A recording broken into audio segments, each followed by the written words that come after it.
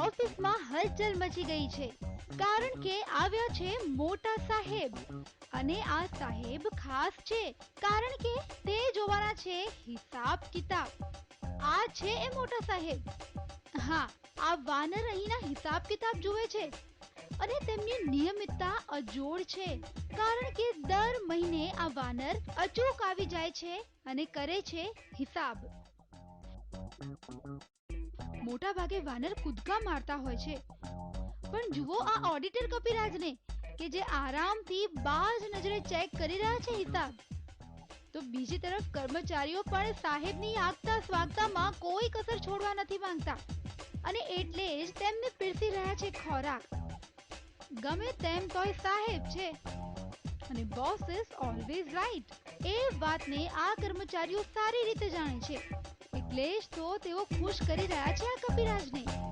કાર્યાલયમાં પણ અવારનવાર આવતા હોય અને આવી અને કાર્યાલયના હિસાબો કે ત્યાં વહીવટ કરતા માણસો અને શું કરી રહ્યા છે એની તપાસ કર્યા પછી પોતે પણ નીકળી જતા. આ વાત છે મહેસાણાના ઊંઝાની, કે જ્યાં ઉમિયા માતાના મંદિરે આવતા શ્રદ્ધાળુઓને દર મહિને આ દ્રશ્ય જોવા મળે છે. હા, અહીં દર મહિને આ વાનર આવીને પહેલા માતાજીના દર્શન કરે છે, અને ત્યારબાદ એ જાય છે મંદિરના ટ્રસ્ટના મકાનમાં, કે જ્યાં થાય છે મંદિરનું વહીવટ, અને ઉથલાવે છે ચોપડા.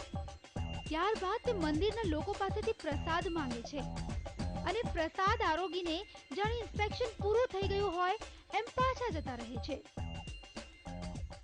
ઓફિસની અંદર આવી અને ચોપડાઓ જાણે જોતા હોય એવી જાતનું એમના મનને એવું દેખાય આપણને કે જાણે એ ચેક કરતા હોય એવું લાગે. એ અહીંયાથી ગમે તે વખતે આવીને આવી જાય, બધા માણસો હોય એ વખતે આવી જાય. બધાને હવે તો ખબર પડી છે, એટલે એ લોકો કોઈ એમને કાઢી મૂકતું નથી. એ આવે, એમની મરજી થાય ત્યાં સુધી બેસે, પાણી પાય, પ્રસાદ આપે, અને પછી અચાનક જ ગાયબ થઈ જાય.